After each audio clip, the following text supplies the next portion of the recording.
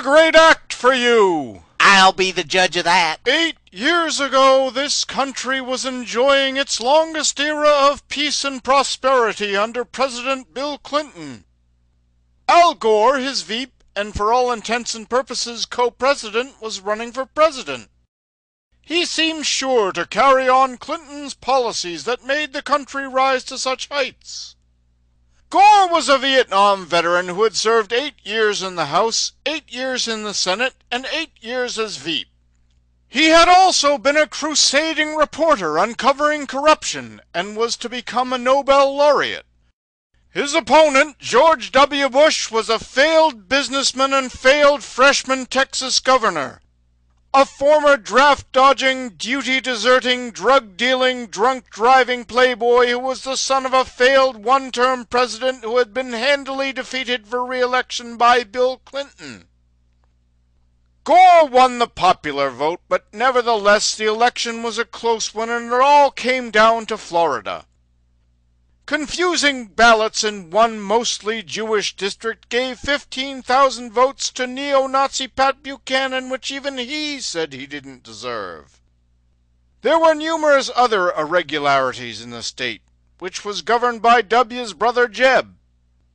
For example, African Americans on their way to the polls were detained by Jeb Bush's state troopers. Each recount brought Gore closer and closer to victory in Florida, which would assure victory in the Electoral College. W's margin was down to a few hundred votes.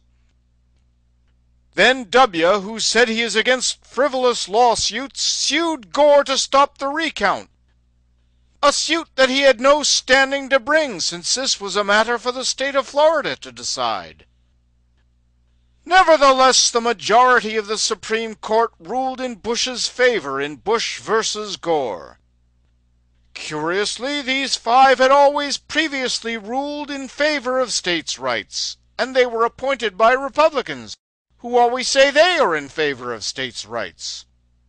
However, 2 of the Republicans who appointed them were W's Poppy and W's Poppy's boss, Ronald W. Reagan. The Florida Secretary of State, Katherine Harris, who was, of course, appointed by Jeb Bush, certified W as the winner in Florida, thus making him the winner of the Electoral College and the election.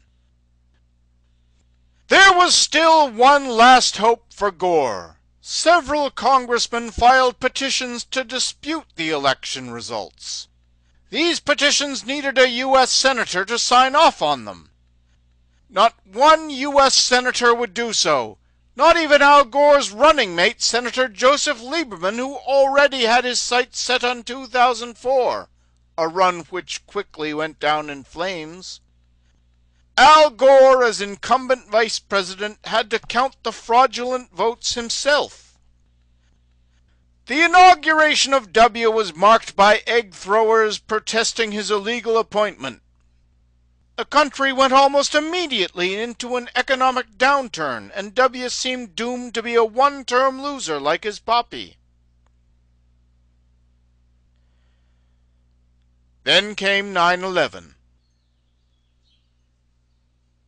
What was bad luck for the country, especially the 2,000 killed that day, was the luckiest thing that could have ever happened to W, although some people would argue that W made his own luck.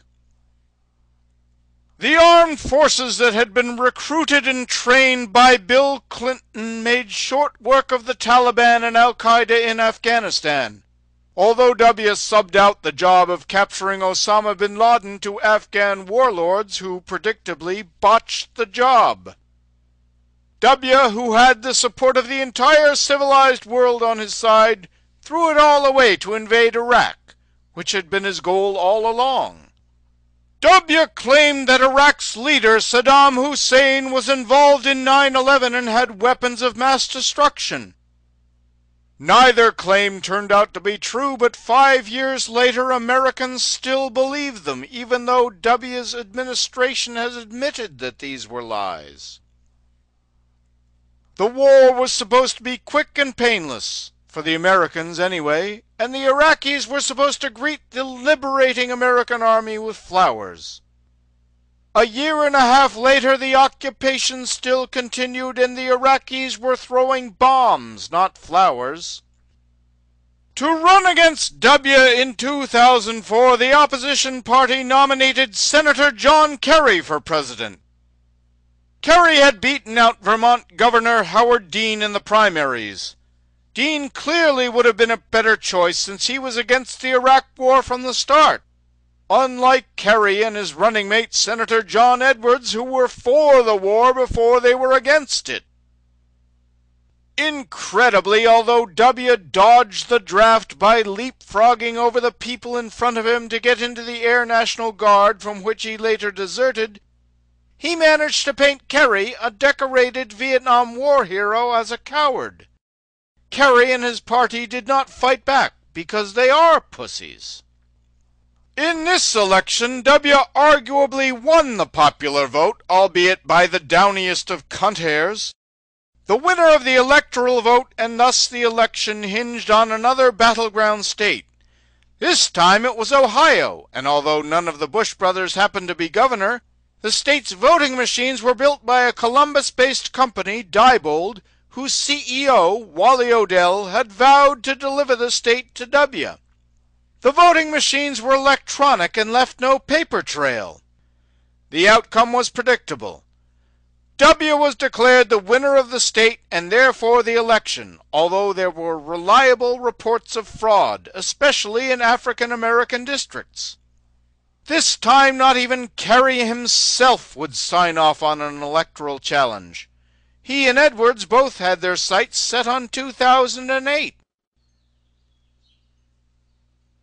However, John Kerry's oral podiatric fixation took him out of the race before it even began, and Edwards, whose 2004 ticket had failed to carry a single southern state despite his Dixie bona fides, soon found himself in third place and eventually dropped out of the race. Going into the 2008 race, Hillary Clinton looked like the front runner. As Bill Clinton's First Lady, she was virtually another co-president, and has a record of public service dating back to the early 70s when she worked on the House Judiciary Committee, which was working to impeach Richard M. Nixon.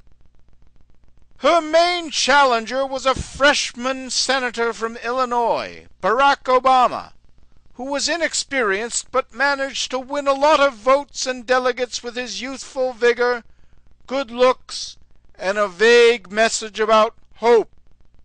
Barack soon bested his other more qualified and experienced opponents like Bill Richardson, Joe Biden, and Chris Dodd, and it became a two-way race. Obama, however, came with serious baggage. One portmanteau was the totally untrue but astonishingly persistent rumor that he is a secret Muslim. His middle name is certainly no help since he was saddled with the moniker Hussein. The second piece of baggage is far too large for a carry-on. In fact, it is the size of a steamer trunk.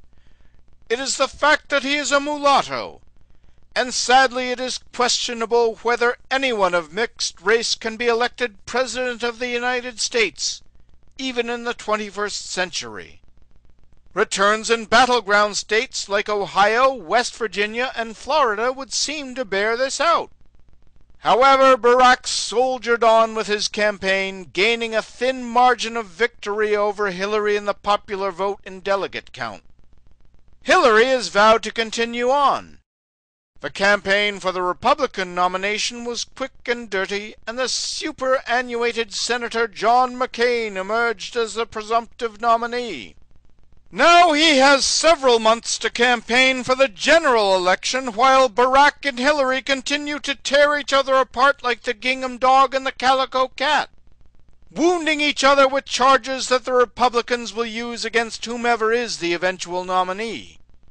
The fight is likely to continue all the way to a hotly contested convention, and the party may suffer a disastrous implosion on live national TV in full view of literally dozens of spectators. Meanwhile, the GOP is lined up behind McCain, who was not their first or even second choice. Even W., who in 2000 labeled his then rival, a former POW, as a coward. For his part, McCain has folded up like a $2 suitcase, reversing his position on several issues key to the Republicans.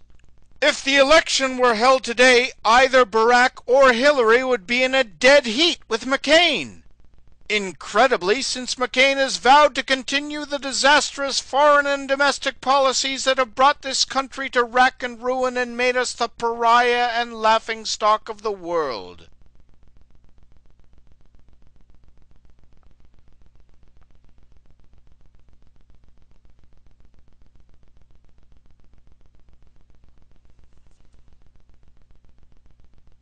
That's some act, huh?